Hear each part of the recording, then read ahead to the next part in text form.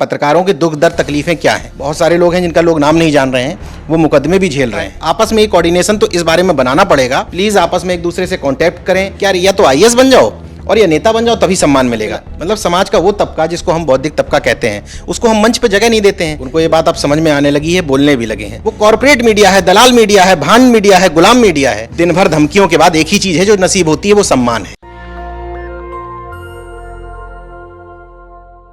पत्रकारिता, मीडिया, हम लोग रात दिन एससी, एसटी, ओबीसी, माइनॉरिटी की बात करते हैं। कई बार हम खुद पजल होते हैं कि आखिर जो हम बात कर रहे हैं रास्ता नहीं मिल रहा है, मंजिल तो दूर की बात है। मेरे साथ फिर से नीरज पटेल हैं। आप सब लोग नेशनल जनमत को देखते हैं, नेशनल दस्तक, नेशनल जनमत और तमाम ऐसे बहुजन जो पत्रकार हैं जो सोशल मीडिया पर एक्टिव हैं। नीरज उन पत्रकारों में से हैं जो बाकायदा जिन्होंने पत्रकारिता की पढ़ाई की और उसके बाद उन्होंने टेलीविज़न चैनल में नौकरी की, फिर नौकरी छोड़ के बाय चॉइस उन्होंने सोशल मीडिया को अपनाया है। किस तरह की चुनौतियां हैं, समाज से कितना रिस्पांस मिल रहा है, यूट्यूब और सोशल मीडिया का कितना इम्पैक्ट हो रहा है, ये बहुत ज़रूरी है। क्योंकि हमारी लगातार कोशिश होती है कि मीडिया लिटरेसी इस देश में अब जातिवाद गाँव में नहीं है। 5 जगहों पर जातिवाद है, 6 जगहों पर मीडिया सबसे ज़्यादा। ये सरकार जो चल रही, रोहिणी सिंह की लाइन में कहें तो मोदी जी को हराना है तो मीडिया को हराना होगा। बीजेपी आरएसएस का 2 कार्यकर्ता हर घर में, टीवी और अखबार। और उसकी वजह क्या है? उसकी वजह है जातिवादी मीडिया। पैसा वाला मीडिया नहीं है, लालू मुलायम नहीं खरीद सकते हैं। इस पर ही बात करेंगे, मुद्दे में आपको समझा रहा हूँ। और ये बात करूँगा कि क्या एससी, एसटी, ओबीसी, माइनॉरिटी के जो लोग हैं अपने पत्रकारों की अहमियत समझने लगे हैं, उन पर भरोसा करने लगे हैं, या अभी और कुछ करने की ज़रूरत है। नीरज, पहले तो स्वागत है नेशनल दस्तक पर, और दिल्ली आप आए हैं इसके लिए भी बहुत बहुत शुक्रिया, और हमें समय दे रहे हैं इसके लिए भी बहुत बहुत शुक्रिया। और क्या लग रहा है, सफ़र कुछ आसान हुआ है, रास्ता कुछ और मुश्किल है अभी, या कुछ आसान हुआ है ये जो सोशल मीडिया की पत्रकारिता का है? इसका जवाब इस तरीके से समझिए, जब आदमी कहता है कि अपनी सिक्योरिटी के लिए क्या करते हो, तो आपके पास ऑप्शन क्या है? आपको सरकारी गनर मिलेंगे नहीं, प्राइवेट सुरक्षा रखने के लिए आपके पास पैसे नहीं हैं। तीसरा ऑप्शन है कि आप खामोश होकर के घर बैठ जाएं। तो इसी में ये जवाब भी छुपा हुआ है कि जब आपके पास ऑप्शन नहीं है इन काम करने के अलावा, लोगों को जगाने के अलावा, तो इसी पॉजिटिविटी में हमें आपको जीना है कि बदलाव आ रहा है, फ़र्क पड़ रहा है, लोग बदल रहे हैं। इसको दूसरे ढंग से देखें तो एक्चुअल में बदल भी रहे हैं। उसका एक दूसरा पहलू है कि नहीं भी बदल रहे हैं। तो इसी उहापोह की स्थिति में आपको काम इसलिए करना है क्योंकि आप उन लोगों से अलग हैं। आप अपने आप को जागरूक मानते हैं, तो आपको जागरूकता का परिचय देते हुए लोगों को बदलने के लिए निरंतर काम करना पड़ेगा। फिर भी मैं लोगों से अपील करता हूं कि आपको कोई तो पत्रकार पसंद होगा, हो सकता है नेशनल दस्तक पसंद ना हो सकता है नेशनल जनमत पसंद ना हो, कोई तो व्यक्ति पसंद होगा, कोई तो पत्रकार पसंद होगा। कम से कम अब लोगों को इस मोड में आ जाना चाहिए कि उनसे पूछ लें कि यार ये माइक कितने का आता है, या कीबोर्ड तो नहीं टूटा है आपका, आप जो मोबाइल लेके चल रहे हैं इसको बेहतर करने की ज़रूरत तो नहीं है।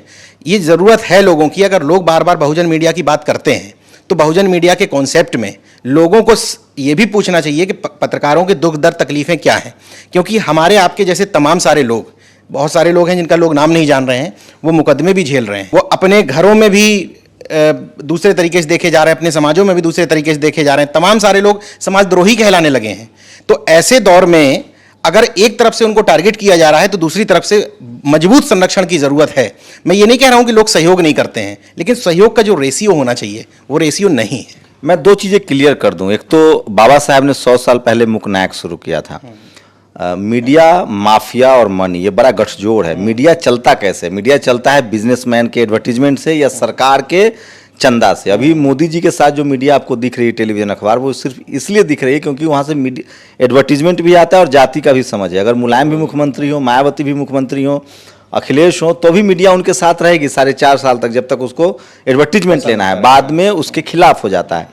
तो पैसा एक बड़ा पक्ष है मीडिया चलाने के लिए। कैमरा है, माइक है, महंगे इक्विपमेंट आते हैं। और आप सोच लीजिए, अगर social media, YouTube, Facebook, Twitter विदेशी नहीं होता, तो अगर यहाँ के किसी जातिवादी, मनुवादी का प्लेटफॉर्म होता, तो भी हम लोग नहीं कर पाते। तो ये हम लोग चंदा नहीं मांग रहे हैं आपसे पेट चलाने के लिए। जो इक्विपमेंट खर्चा है, जो लॉजिस्टिक सपोर्ट है, आप बंगाल दौरा कवर करेंगे, आपको कम से कम 5 लाख रुपए चाहिए महीने का।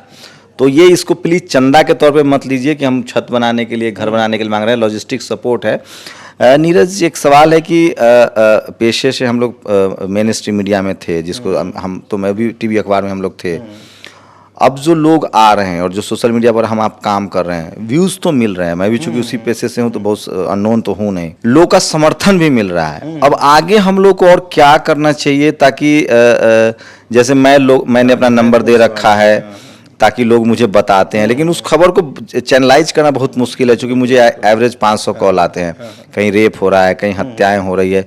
तो क्या हम लोग एक चूंकि टेक्नोलॉजी से 2-3 जो बड़े सोशल मीडिया के पत्रकार हैं वो मिलके खबरों को डिस्ट्रीब्यूट कर सकते हैं? हाँ, मैं हमेशा इस कोऑर्डिनेशन की बात करता हूँ।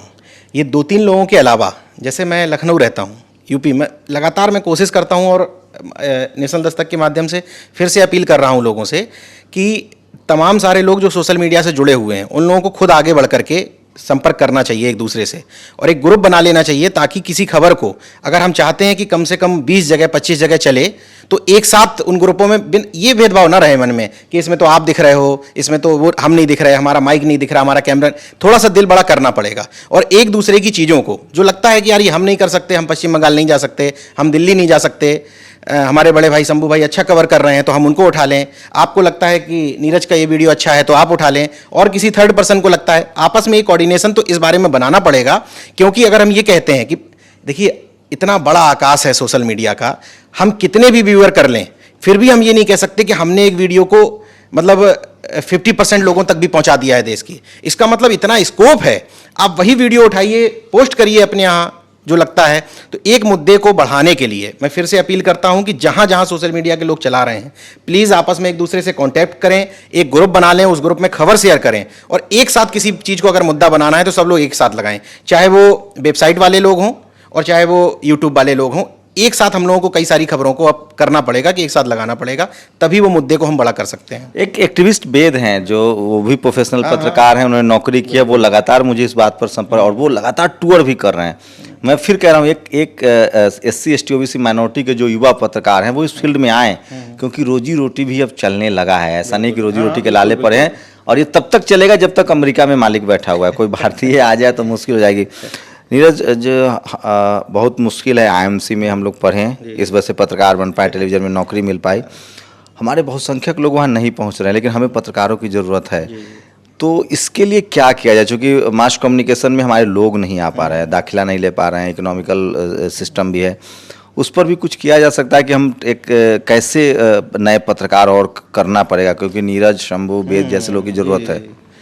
उसके लिए समाज एक भूमिका निभा सकता है और कुछ हद तक निभा रहा है, लेकिन एक और बड़ी भूमिका की ज़रूरत है।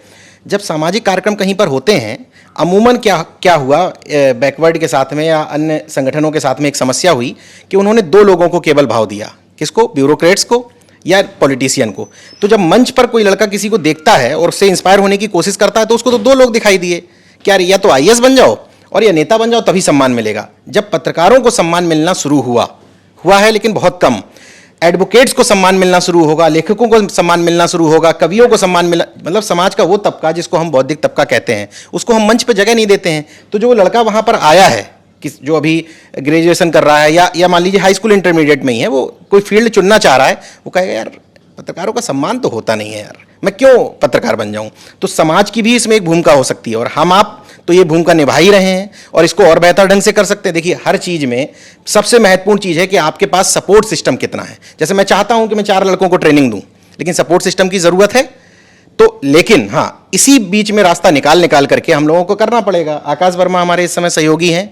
बाराबंकी से मैं एक कार्यक्रम में गया था, वहाँ ये संपर्क में आए युवा संसद में, बोले कि मैं आपके साथ काम करना चाहता हूँ। जुड़ गए, काम कर रहे हैं। मैं इनको भी कहता हूँ कि जब जाया करो बाराबंकी तो बताया करो लोगों को कि मैं पत्रकार होने का कितना एडवांटेज ले रहा हूँ, बताना पड़ेगा लोगों को। आपको समाज में पत्रकार पैदा करना पड़ेगा जो आपको सीधे पावर सेंटर्स पे आपको ले जाएगा। पावर सेंटर्स के 5 केंद्र हैं: media, judiciary, bureaucracy, college, university और बिजनेस। नीरज, एक सवाल है कि हम लोग की जो शिकायत रहती थी कि जो SC ST OBC माइनॉरिटी की जो बड़े लीडरशिप है, उनको समझ नहीं, क्या वो अब बदला है? उन लोग को लगा है कि नहीं, TV अखबार वाला किसान आंदोलन के बाद से ये तो हमारे खिलाफ ही हैं, और अब हम सोशल मीडिया सब लोगों ने शुरू भी बहुत लोगों ने कर दी है, और अब लगने लगा है कि हम लोग कि वहाँ पर रीच हो रही है और हमारी एक्सेस हो रही है। नहीं, बदला तो निश्चित तौर पर है। उनको ये बात अब समझ में आने लगी है, बोलने भी लगे हैं। लेकिन अभी भी उनकी मेंटलिटी में ये घुसा हुआ है कि जब ये तथाकथित कॉरपोरेट मीडिया हमें कवर कर लेगा तभी कोई बड़ी खबर बनेगी। ये गलतफहमी अभी भी दूर नहीं हुई है, दूर तो हुई है, लेकिन अभी भी वो क्या मान के चलते हैं, ये सोशल मीडिया वाले हैं, ये हमारे अपने पत्रकार हैं, तो अपने का मतलब आप उनको डाउनग्रेड करके नहीं देख सकते। आपको ये मानना पड़ेगा कि ये हमारी आवाज उठाते हैं। मेन स्ट्रीम का मतलब क्या होता है? मेन स्ट्रीम शब्द एक छद्म शब्द मैं मानता हूं।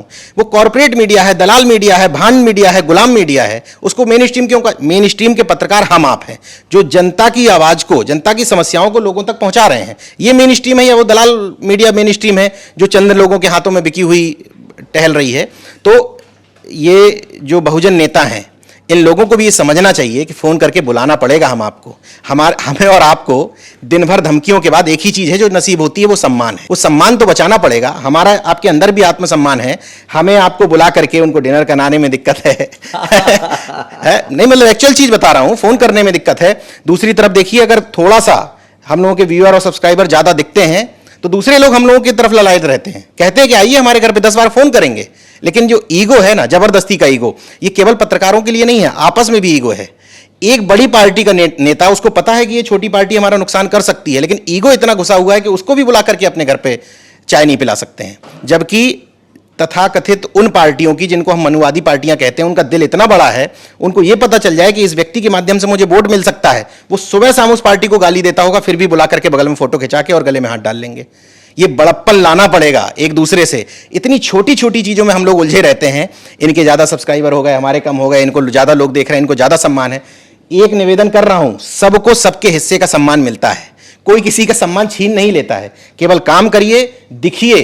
प्रतिस्पर्धा करनी है तो स्वस्थ प्रतिस्पर्धा करिए। आपको लगता है कि ये आपसे बेहतर ज्यादा सम्मान पा रहे हैं तो मेहनत ज्यादा करिए, कंटेंट ज्यादा लाइए।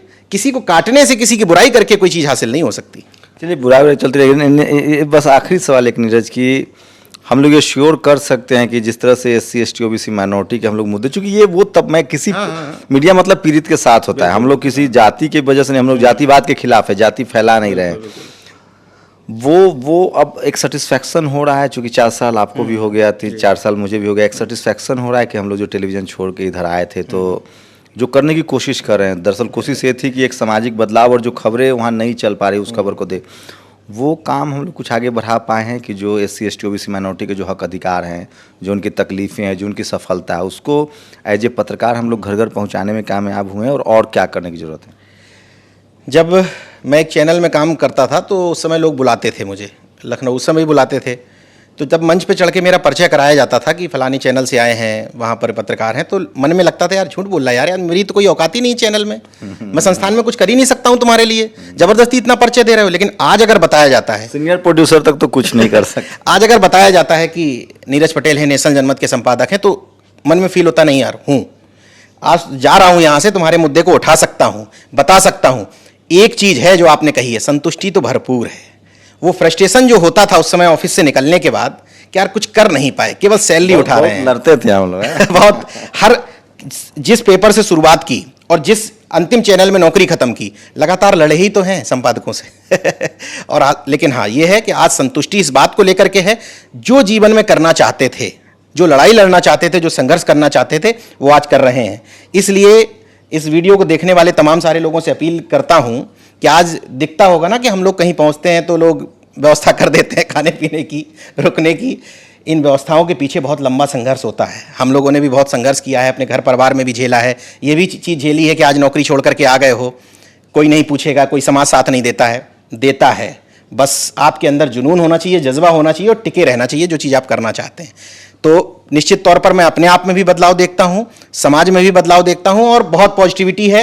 आइए इस फील्ड में, लेकिन पहले दिन से ये मत पूछिएगा कि सैलरी कितनी मिलेगी, कितना पैसा कमा पाएंगे, कितना सम्मान मिलेगा। ये आपकी मेहनत पर डिपेंड करेगा। शुक्रिया। तो मैं एक लाइन, बहुत मुश्किल होता है किसी पत्रकार का इंटरव्यू करना, मेरे सवाल भरे भरे होंगे, मैं माफ़ी चाहता हूँ। मैं फिर कह रहा हूँ आखिरी बार कि जब तक आप power centres, bureaucracy, judiciary, media और बिजनेस में आपके लोग नहीं होंगे, आप किसी भी तरह की व्यवस्था से, ओफ्रा विनफ्रे मैं कोट कर रहा हूँ, दुनिया की सबसे बड़ी अश्वेत पत्रकार हैं।